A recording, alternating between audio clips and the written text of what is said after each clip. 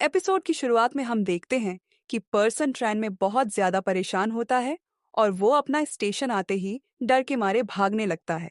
और तभी वो एक जगह पर जाकर रुक जाता है और उसे एहसास होता है कि वो चारों तरफ से घिर चुका है और कहता है, आखिरकार तुम्हें कैसे पता ये मैं हूं। और तभी उसका पीछा करने वाले लोग वापस स्मोक ग्रेनेड फेंक देते हैं और तभी वो आदमी उन सभी से लड़ना स्टार्ट कर देता है और उनके हमलों से बचते हुए उन्हें बहुत बुरी तरह मार रहा होता है। और वो लोग ऐसे लड़ रहे होते हैं जैसे कि निंजास लड़ते हैं, और तब वो निंजास उसके ऊपर बहुत सारे चाकू से हमला करते हैं। पर वो उन सभी को डोज करने में कामयाब हो जाता है और उन्हीं के चाकू को लेकर उन्हें मारना स्टार्ट कर देता है। हम देखते हैं अभी भी बहुत सारे निंजस बाकी होते हैं और लगातार उस पर हमला कर रहे होते हैं। तभी कुछ निंजस उसके ऊपर निडल से हमला करते हैं, पर वो उनसे बचकर उन्हीं निडल से उन निंजस पर हमला कर देता है और उन्हें तलवार से काट देता है। तभी एक चाकू उसके गर्दन पे आ लगता है और तब मौका पाकर बाकी निंजस भी उस पर चाकू से हमला कर देते हैं और एक पर्सन उसे घसीटता हुआ अपने पास बुला लेता है और उसे जमीन पर फेंक कर उसके सिर को घर से अलग कर देता है। तो वो निंजा उसकी डेड बॉडी को वेरीफाई करके वहां से चले जाते हैं। तब यहाँ जोए लोगन अपने खेत में भुट्टे खा रहा होता है और खेती करके वापस आ जाता है और शाम को अपनी बाइक ठीक करने लगता है। तभी उसके पीछे से उसका बच्चा उससे जाने की कोशिश करता है, पर वो उसे डरा देता है।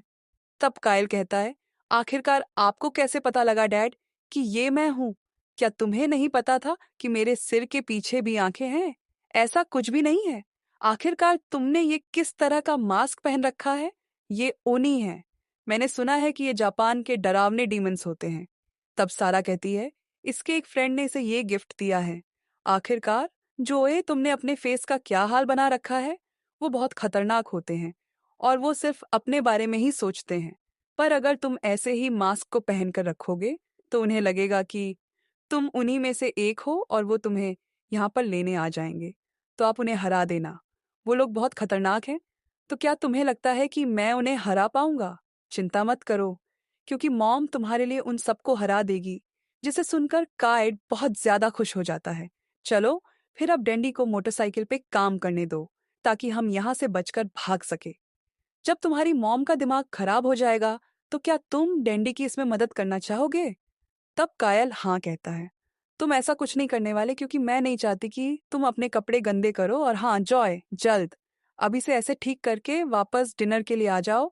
और तब वो बाप बेटा मिलकर सारा को डराने लगते हैं। तब यहाँ रात को टीवी पर मर्डर की न्यूज आ रही होती है, जिसे सुनकर सारा कहती है, जॉय क्या तुम्हें लगता है कि ये उसका काम है? तो कायल कहता है, शायद ये ऊनी का काम है, क्योंकि ऊनी ही ऐसा कर सकता है। तो जॉय कायल को सुलाने ले जाता है और अपने अपने घर के बाहर लगे हुए कैमराज को चेक करने लगता है।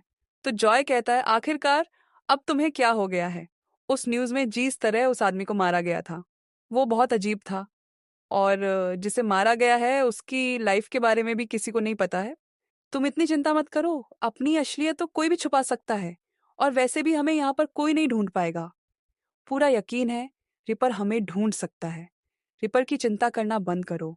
और वैसे भी ये सारे कत्ल उसने नहीं किए हैं, क्योंकि वो हमेशा अकेले ही काम करता है। तो इसलिए रिलैक्स करो, क्योंकि हमारे साथ कुछ नहीं होने वाला। और तो हम देखते हैं वो अगले दिन शॉपिंग पे चले जाते हैं, जहां वापस आते हुए जॉय अपने सारे फिंगरप्रिंट्स को हटा देता है और हम देखते हैं वह अपने काम को करते करते मस्ती कर रहे होते हैं और अपनी लाइफ को बहुत मज़े से जी रहे होते हैं। और यहाँ जोए भी अपनी ज़िंदगी से बहुत खुश होता है। तब यहाँ टीवी पे फिर से एक कत्ल की न्यूज़ आती है, जो कि बिल्कुल पिछली मर्डर जैसा होता है। और पुलिस को अभी भी उसके बारे में कुछ समझ नहीं आ रहा होता था। सारा कहती है, क्या तुम ये सुन रहे हो? ये चौथी बार है।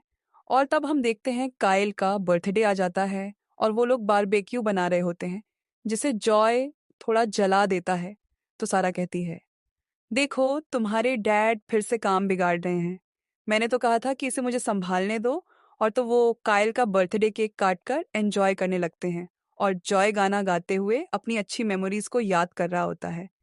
तब यहाँ काइल को उसके बर्थडे प्रेजेंट मिलते हैं और जॉय उसे मास्क देकर कहता है, उस सोनी मास्क से ज्यादा तुम पर ये सूट करता है और इसमें मैं बिल्कुल हीरो लगता हूँ। पर मुझे इस मास्क से ज्यादा तुम्हारा असली चेहरा पसंद है और तब वो तीनों एक दूसरे को गले लगा लेते हैं और लव यू कहते हैं। तब यहाँ रात को जॉय की नींद टूट जाती है और वो सारा को आराम करने का कहकर नीचे चला जाता है, जहाँ वो देखता है कि उसके घर के बाहर निजाज खड़े होते हैं और वो उसका हमला कर देते हैं।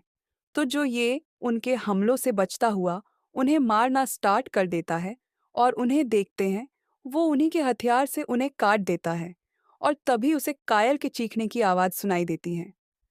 और वो जैसे ही उसकी तरफ जाने लगता है, एक निंजा आकर उछला कर देता है, पर वो उसे लात मारकर ऊपर की तरफ भागने लगता है और तभी वो नीचा नीडल्स को उसके गले के आर पार कर देता है, जिससे जॉय नीचे गिर जाता है। और हम देखते हैं वो अभी भी हार नहीं मान रहा होता और ऊपर पहुंचकर देखता है कि उसकी बीवी और बच्चा दोनों जख्मी होते हैं और साथ में कुछ निज्जाज की डेड बॉडी भी पड़ी होती है। और तो हम देखते हैं सारा और कायल के चेहरे के आसपास कुछ इलेक्ट्रिसिटी जैसा फ्लो होने लगता है। तब वो निंजा कहता है, इस लड़की ने सच में बहुत अच्छी लड़ाई लड़ी। और तब वो अपनी तलवार को उसकी गर्दन के आर पार कर देता है और यहाँ एक निंजा जोए के शरीर के आर पार अपनी तलवार कर देता है, जिसे हम देखते हैं वो दोनों मर जाते हैं। तब वो निंजा पुलिस के साइनों की आवाज सुनकर कहता है, ये लोग तो इस बार कुछ ज्यादा ही जल्दी आ गए हैं, आखिरकार इन्हें किसने बताया। और तब वो जॉय की नर्व्स चेक करता है, जिससे वो कंफर्म कर लेता है कि वो मर चुका है। और तब पुलिस वहीं पर आ जाती है और उन्हें उन तीनों की डेड बॉडी के अलावा वह पे कुछ नहीं मिलता। तब यहाँ सभी की डेड बॉडी को मोर्चरी में रखा गया होता है। बट तभी अचानक से जोए को होश जाता है और वो अपनी फैमिली की मौत को याद करके उल्टियां करने लगता है और फिर वो बेहोश हो जाता है। और तब हम देखते हैं डॉक्टर्स उसे बचाने की कोशिश करने लगते हैं और फिर थोड़ी देर बाद जब उसे होश आता है, तब एक डॉक्टर उसे कहते हैं, प्लीज जरा शांत रहिएगा। क्या आपको पता है कि आपके साथ क्या हो रहा है? आपको डॉक्टर्स ने मृत घोषित कर दिया था, पर पता नहीं क्यों। कैसे ये चमत्कार हो गया कि आप दोबारा से जिंदा हो गए? तो फिर मेरी वाइफ और बेटा कैसे है, मुझे माफ कर देना, पर अब वो जिंदा नहीं है। तब हॉस्पिटल में एफपीए एजेंट माइक और एम आ जाते हैं। तब माइक कहता है 24 घंटे पहले उसे डेड कह दिया गया था। आखिरकार वो दोबारा जिंदा कैसे हो गया? मुझे तो लगता ही नहीं है कि अब वो की ह्यूमन भी है, तो चलो। और फिर इस ज़ॉम्बी से मिलकर आते हैं और तब वो दोनों जो को अपना इंट्रोडक्शन देते हैं, तो माइक कहता है, इतने बुरे समय में आपको परेशान करने के लिए माफ़ कर देना, पर हमें इन्वेस्टिगेशन में आपकी ज़रूरत है क्या? आपको याद है कि आपके घर पे किसने हमला किया था और आपकी फैमिली को किसने मारा? और क्या आपको कुछ भी याद है कि आखिरकार उन्होंने ऐसा क्यों किया? पर जोए को ये सुन ही गुस्सा आने लगता है। तब माइक कहता है, अगर आपको कुछ भी याद आए तो प्लीज़ मुझे कीन अटैक कीजिएगा। तब वह दोनों वहाँ से चले जाते हैं। तब माइक कहता है, ये आदमी ज़रूर जानता है कि आखिरकार ये किसने किया है। वैसे तो ये मेरा बस एक एस्टीमेट है, पर हम टर्न बे टर्न इस पर नज़र रखेंगे। और तब ये पर एमा रात को जोर पर नज़र रख रही होती है और माइक से कहती हैं, वो कब से यहाँ छत पर आराम से बैठा हुआ है और चिंता मत करो, मैं तुम्हारी परमिशन के बिना कुछ भी नहीं करूंगी। और तब हमें फ्लैशबैक दिखाया जाता है, जहां डॉक्टर उसे उसकी फैमिली से मिलवाने लेकर जाते हैं, पर वो अंदर जाने की हिम्मत नहीं जुटा पा रहा होता और अपनी फैमिली को याद करके उसे बहुत ज़्यादा गुस्सा आने लगता है। और तभी वो अपनी बॉडी में से एक निडल निकालकर अपनी बाजू पर हमला करता है और तब हम देखते हैं उसके ऊपर चाकुओं से हमला हो जाता है, पर वो उस हमले से बच जाता है। और तब वह बहुत सारे निंजा आ जाते हैं और वो एक-एक करके उस पर हमला करना स्टार्ट कर देते हैं। पर जॉय उनकी तलवारों को पकड़कर उन्हें काटना स्टार्ट कर देता है और हम देखते हैं वो उन्हें बहुत बुरी तरह मार रहा होता है। तभी वो एक निंजा टेक्निक यूज़ करता है, जिससे वो एक ही बारी में काफ़ी निंजाज के गले काट देता है और ये इमा को कोई समझ नहीं आ रहा होता। और तो वो जैसे ही आगे जाने लगती है, वैसे ही जॉय उसे बेहोश कर देता है। तब हम देखते हैं वहाँ पर और भी बहुत सारे निजाज़ आ जाते हैं और जोए बहुत ज़्यादा गुस्से में होता है और तो वो निजाज़ एक-एक करके उस पर हमला करने लगते हैं और जॉय धीरे-धीरे आगे बढ़ते हुए उन्हें काटना स्टार्ट कर देता है और वो उन्हें बहुत बेरहमी से मार रहा होता है। तभी वो एक रोड उठा लेता है और कुछ निंजाज़ उस पर चाकू से हमला कर देते हैं। पर वो उनके चाकुओं से बचकर उन सभी को एक लिफ्ट के अंदर ले जाता है और तो वो वह उन्हीं के चाकुओं से उन्हें काट देता है और तब ये नीचे जब लिफ्ट खुलती है, तब वह और भी निंजा उसका इंतज़ार कर रहे होते हैं। पर वो अपने साथियों को मरा हुआ देखकर थोड़ा डरने लगते हैं। तब ये माइक ईवा को फ़ोन करने की कोशिश कर रहा होता है, पर वो उसका फ़ोन नहीं उठा रही होती। तभी वो देखता है कि उसके सामने बहुत सारे निंजास मरे पड़े होते हैं, तो वहाँ पर वो नीचा आ जाता है, जिससे उसकी बीवी और बच्ची को मारा होता है। और वो कहता है, "तुम इतनी आसानी से नहीं मरने वाले, है ना?" तो जॉय को अपनी बीवी की मौत याद आ जाती है और वो उस पर हमला कर देता है। और तो वो दोनों ही अपनी-अपनी तलवारों से लड़ना स्टार्ट कर देते हैं और वो नीचा एक फटे को जॉय के गले में डाल देता है, पर जॉय उस फटे की रस्सी को काट देता है और तो वो दोनों फिर से अपनी तलवारों से लड़ना स्टार्ट कर देते हैं। तब ये जॉय उसके ऊपर अपनी टेक्निक की है, यूज़ करता है और अपनी तलवार को उसके आर-पार कर देता है, पर वो नीचा अभी भी हार नहीं मानता। पर जोई तलवार के बहुत वारों से उसके शरीर पर वार करता है और उसे नीचे फेंक कर कहता है, आखिरकार तुमने हमें ढूंढा और कैसे? आखिरकार तुम्हें कैसे पता था कि ये मैं हूं तुम? चाहे अपने अपीयरेंस को जितनी मर्जी बार चेंज कर लो और उससे कोई फर्क नहीं पड़ता, क्योंकि तुम कभी भी अपनी तकदीर से नहीं बच सकते।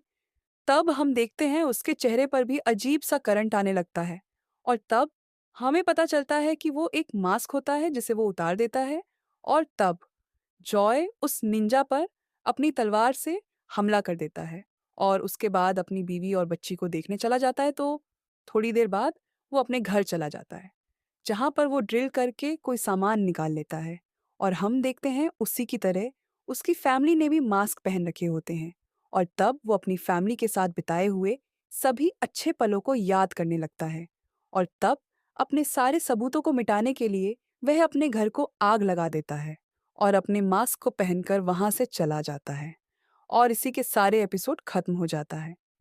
आप गाइज मुझे आप कमेंट करके ज़रूर बताना कि आपको ये वाला एपिसोड कैसा लगा और अगर आप चाहते हो कि हम इस एनीवे को कंटिन्यू करें तो कमेंट ज़रूर करना।